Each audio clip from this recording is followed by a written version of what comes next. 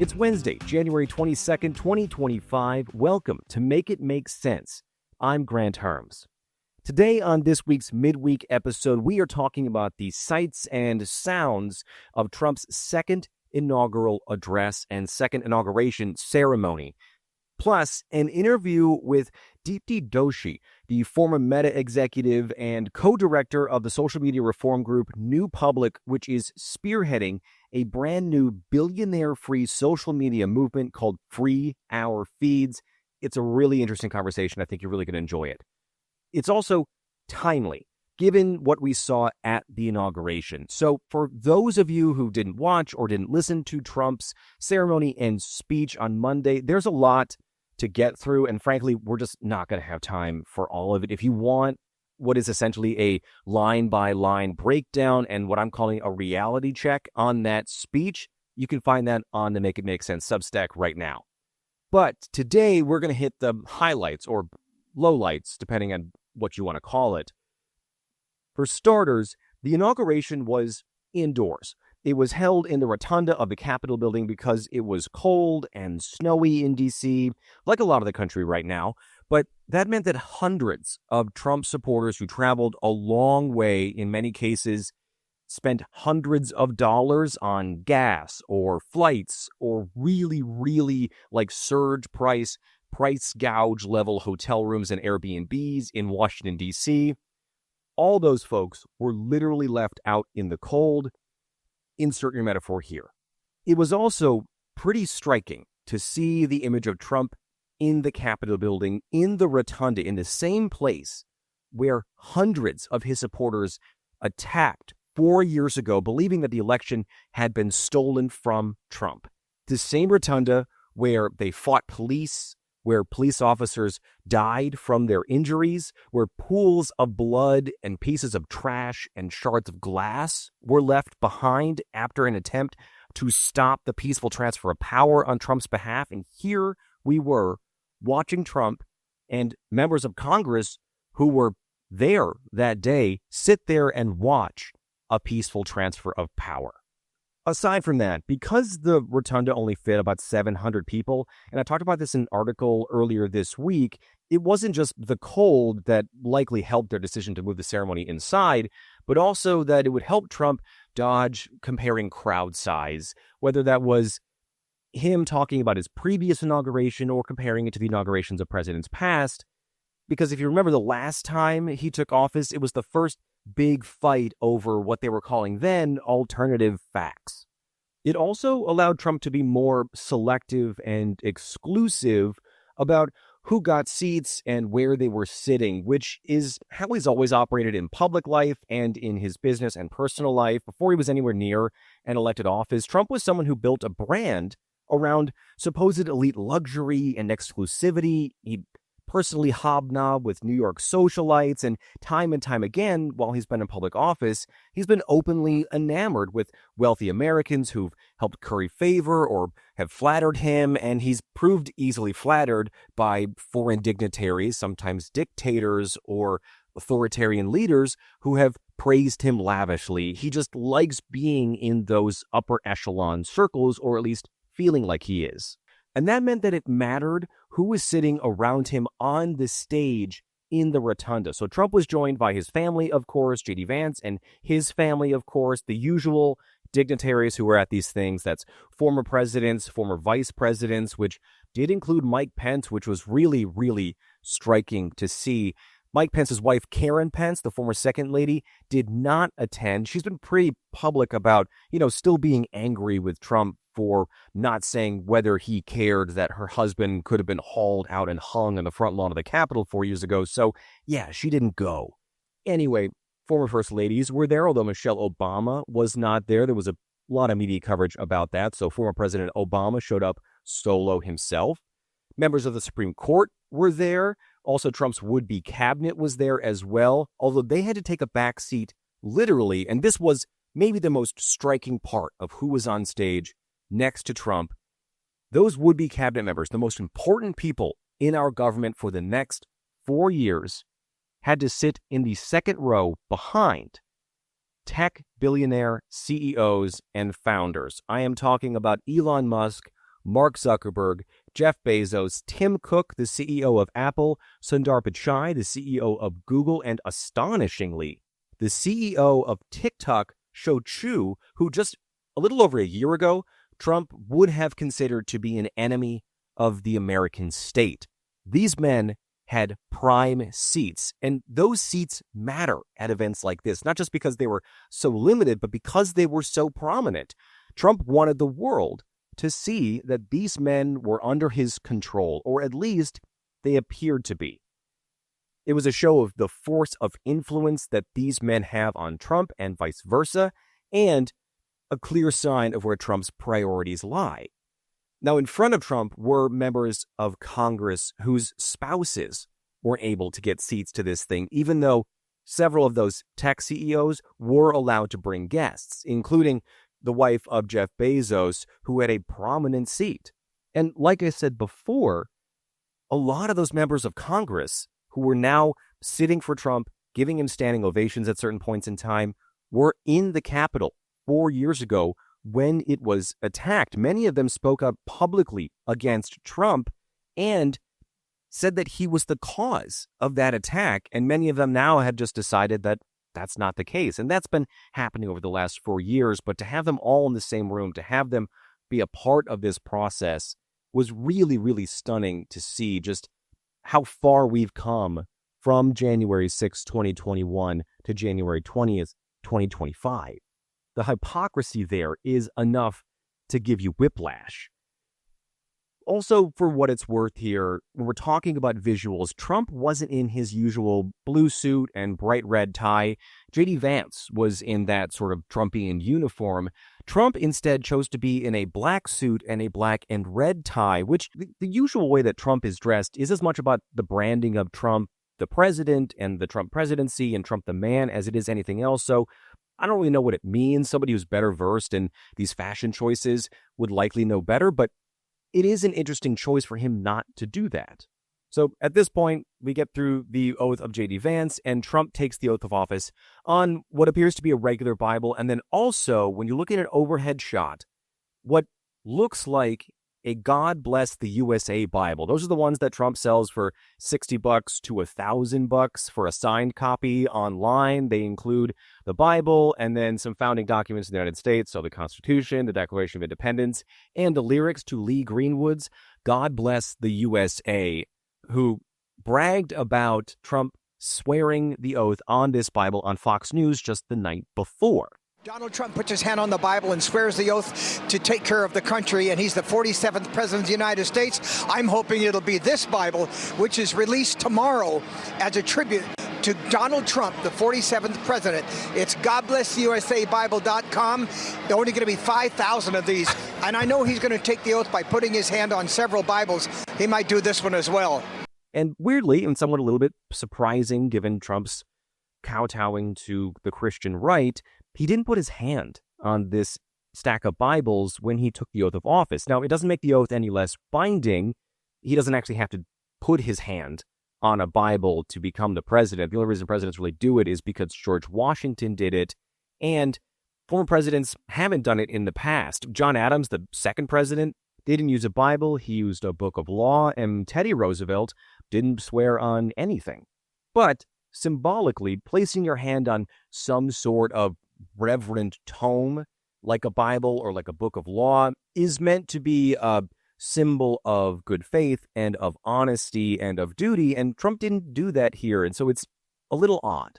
But after that, it was time for the speech. Now, like I said, this isn't going to be a full fact check because we just don't have that kind of time here, but there are three big things. First, this was a campaign speech through and through. It was all the greatest hits from Trump's rally speeches, and that's an interesting thing because usually an inaugural address, whether the first or the second, is meant to leave the campaign behind. They're usually big, broad strokes, sweeping visions of America. Trump does do that in some of the later parts of the speech near the end, but they're meant to be unified. They're meant to send a message to not just the people who voted for the president, but to all Americans that this man, and they've all been men, standing at this podium, talking to this crowd of people, talking to the American public, will be a president for everyone. generally, inaugural speeches are optimistic and hopeful. And if you remember Trump's speech from 2017, the American Carnage speech, what was so striking about that is that it wasn't optimistic. It was sweeping, but it wasn't this shining vision for America. This time around, Trump's speech was really heavily leaning into policy. It was really heavily leaning into what he would do. So like I said, all the things that he promised on the campaign trail found their way into this speech, and it was really, really interesting to see. Chief among some of those things were immigration and turning the Justice Department against his enemies. Here's how he said both of those things at one point. Our sovereignty will be reclaimed. Our safety will be restored. The scales of justice will be rebalanced. The vicious, violent, and unfair weaponization of the Justice Department and our government will end. So it's important to know here, when Trump says things like sovereignty and safety, he's talking about immigration. The idea that the U.S. isn't a sovereign nation or is in danger of losing its sovereignty, its ability to govern itself, is absolutely false and is a dog whistle to what I've talked about before is the Great Replacement Theory. That's the one that white supremacists believe in, that members of non-white races are being brought into the U.S. or sent to the U.S. to replace white people. So the sovereignty he is talking about losing here actually means the U.S. having a white majority, and he sees that as a problem. The safety is also a lie when we're talking about immigrants, because we know, and I've talked about this before, that study after study after study has shown that immigrants, undocumented or documented, commit far fewer crimes than members of the United States who are actually citizens. So for Trump to continue to lean into this thing is to lean into a lie, and it's just fear-mongering, plain and simple. Yes, there are stories, there are individual anecdotes about immigrants, undocumented immigrants, getting through ICE, being released out into the United States and committing crimes. Those get big coverage. But by and large, immigrant groups commit less crime than non-immigrant groups. That's just borne out in the data. The other part of that clip about ending the weaponization of justice also isn't true. And that's clear from who Trump has picked to carry out his new Justice Department, and in just these last 48 hours or so, with quite a few of the executive orders he signed. I will be talking about those on the Substack and then later this week because there's a lot to go through there. But just take Trump's chosen FBI director, Kash Patel, who has a literal list of enemies that he wants to go after on Trump's behalf, and Trump's nominated Attorney General, Pam Bondi, wouldn't rule out in her recent confirmation hearing to using the DOJ to go after Trump's enemies. Moving on from that, the next really striking moment that you're going to hear a lot of people talk about is when Trump seemed to allude to the idea that he has been anointed by God to be the president. Just a few months ago in a beautiful Pennsylvania field, an assassin's bullet ripped through my ear. But I felt then, and believe even more so now, that my life was saved for a reason. I was saved by God to make America great again. This has become a really common idea and common phrase in Trump world, and Trump has said it sort of half-heartedly before in interviews and at rallies, but to include this thing in an inaugural address is really something. Just like the sovereignty thing is a dog whistle to a specific listener to this speech, this itself isn't just a rhetorical flourish for Trump. It's not just something he's saying because it's an applause line. It's a dog whistle to particularly Christian nationalists or other people who believe that the U.S. shouldn't just be governed by only Christians, but that the U.S. and its laws need to be remade and reworked to fit the Christian religion, which is, needless to say, in direct conflict with what the founders believed when they wrote the Constitution. But the people who do believe it make up quite a bit of Trump's voting base and make up quite a bit of who will be in his next administration. You can go back and listen to my conversation with Matthew D. Taylor from a few weeks ago, all about this idea of this creep of Christian nationalism inside Trump world and now what will be inside the Trump administration. The next thing that's worth knowing here is Trump is going to use the office of the presidency as if he has a huge mandate, but he doesn't really. Here's how he said it. My recent election is a mandate to completely and totally reverse a horrible betrayal and all of these many betrayals that have taken place, and to give the people back their faith, their wealth, their democracy, and indeed their freedom. Now, I know on this show that I've said that he has a mandate. And you know what? I was wrong about that. It certainly felt that way at the time, but as we learn more about the vote totals coming in, because big states like California weren't in when I said that at that point in time, or when I wrote that at that point in time, in the end, we learned that it's actually really hard for him to claim a mandate. He didn't actually get 50% of the popular vote. He came in just under that at 49.7, which I know seems like, what are we talking about here? 0.3%, but in an election that ended up being this close, that matters. Harris didn't get above 50% either. She came in below Trump, but still, he didn't win a majority. It's also hard for him to claim a majority when you look at the Electoral College votes as well. It wasn't the landslide that he is claiming, and he actually comes in the middle of the pack when you look at his Electoral College win compared to other presidents of the past. His policies are also wildly unpopular. In the last two latest polls, done by Ipsos, which partners with the New York Times, and the NORC, which partners with the Associated Press, just 3 of Trump's policy proposals cracked 50%, and 2 of them were basically the same policy.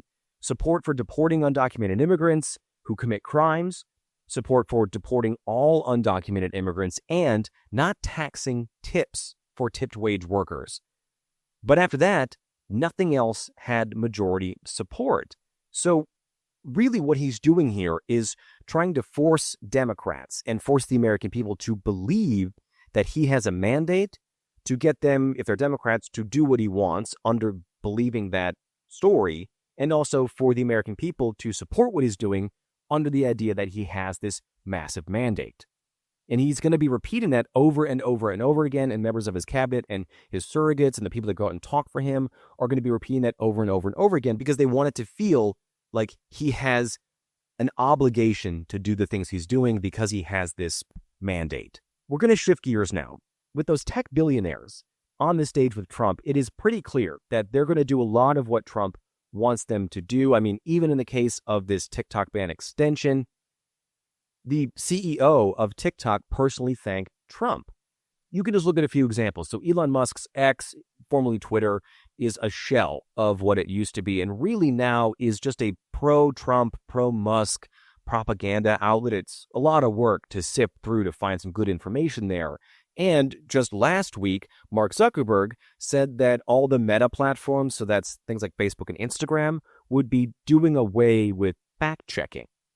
So in all of that, where does that leave us, the people who use these platforms and use these apps to stay connected to our friends, our families, and the rest of the world?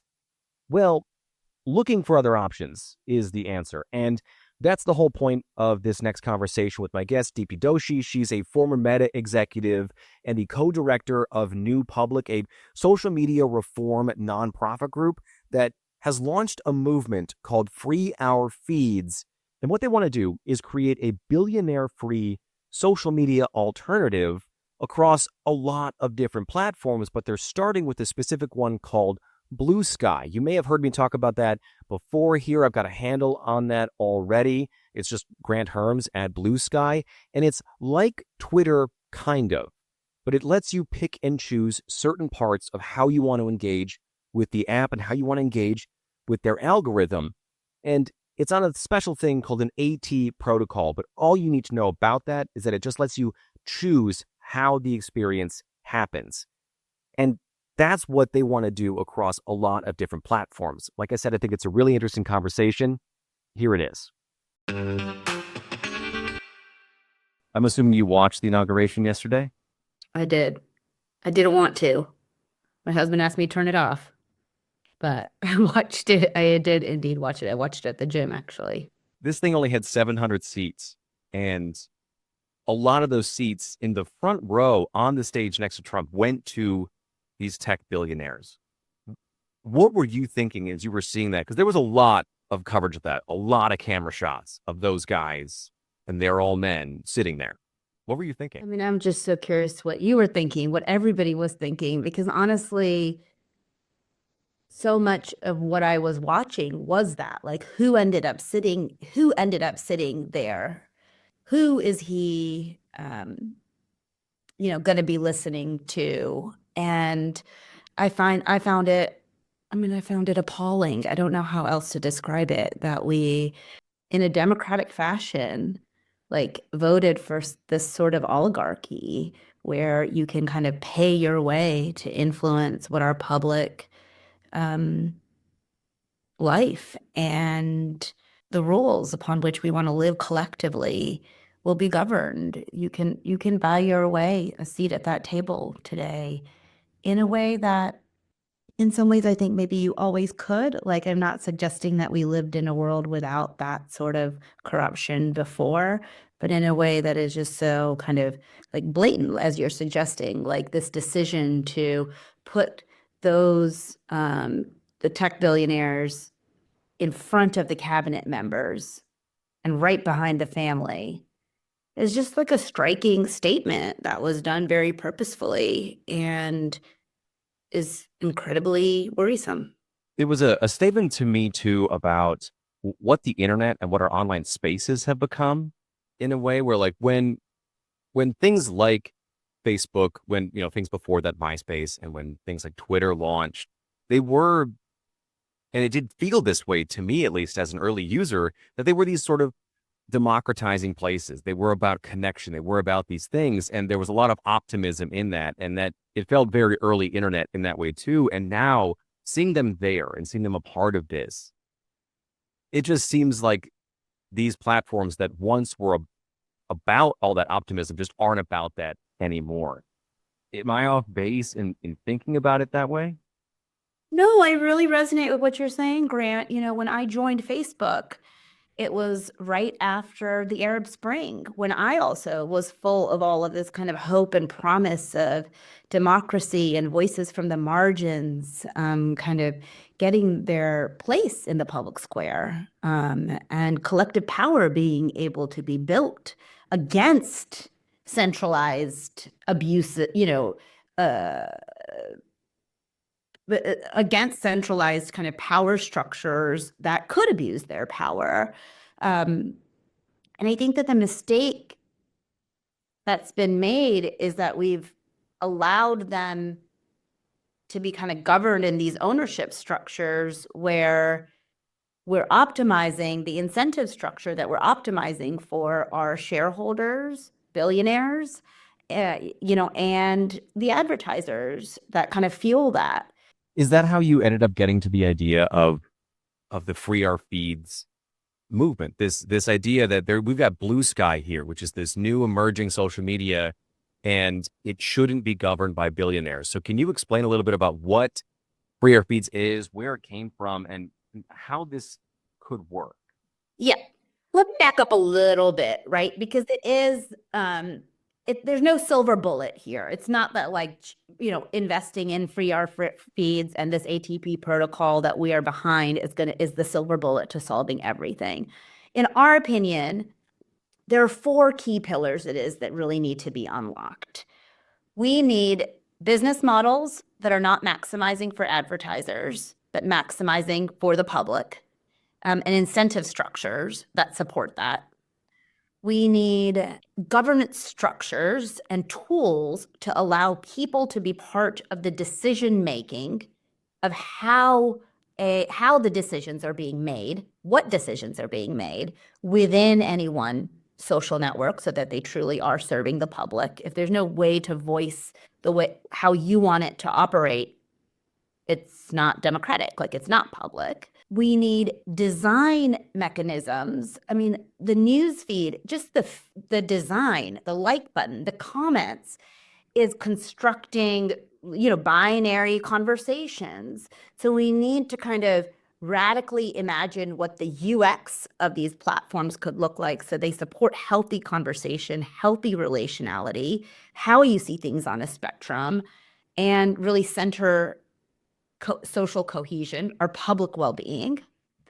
And then finally, we need decentralized protocols that allow for your data to be owned by you and for you to have control over how you participate in an experience. You need a new technological base and infrastructure in order to access that kind of freedom.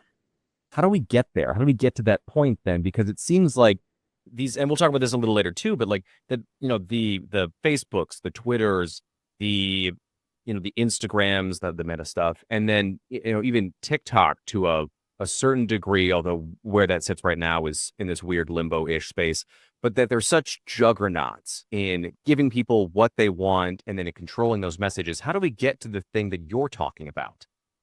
How do we break those molds? Yeah, I think that I think the first most important thing, Grant, is that it's about expanding our imagination, right? It doesn't need to be this way. If we have to believe that this is not the only way that our social networks can be run. What is at stake, do you think, if we don't get on board with this learning curve? We don't lean into the friction a little bit. What do we risk losing, or what do we risk continuing right now? We're living it. We're living it right now. I think we're living the consequences of allowing this to go as far as we've allowed it to go. Social trust in America is at all-time lows. 65% of Americans do not believe that other Americans can be trusted. And for me, this is one of the core issues that's underlying so many of the issues that we're seeing upstream, like this, potential authoritative, oligarchical, presidential regime it is that we are going to be experiencing over the next 4 years. Is if we don't trust one another, then how can we believe in our collective agency and our collective project to truly kind of build a society that is taking care of everybody? So for me, that is what's truly at stake, is our ability to be a collective. Thank you so much for doing this, Deepti. I really appreciate it. Thank you. I want to thank Deepti again for coming on the show. If you're interested in the work that New Public or Free Our Feeds is doing, you can find links to those things in the show notes of this show. And that is it for this week's midweek episode. Like and subscribe and hit that bell for notifications on YouTube. Go ahead and subscribe to the Make It Make Sense Substack, where I've got a lot of new articles. I'm putting up daily pieces of information so you can stay up to the minute on news, and we can just make a little bit of sense about what is going to be a crazy next 4 years. These first few days have already been a whirlwind, so I'm over there every day trying to make sense out of things, and I think you should be too. Otherwise, please continue to share the show on social media. It's MIMS News Pod. That's MIMS News Pod, all one word on every platform. I am at Grant Herms on X or Twitter, at Grant Herms on Bluesky, and at Grant Herms TV on everything else. Thank you so much for listening today. I'm Grant Herms, and I'll talk to you on Friday.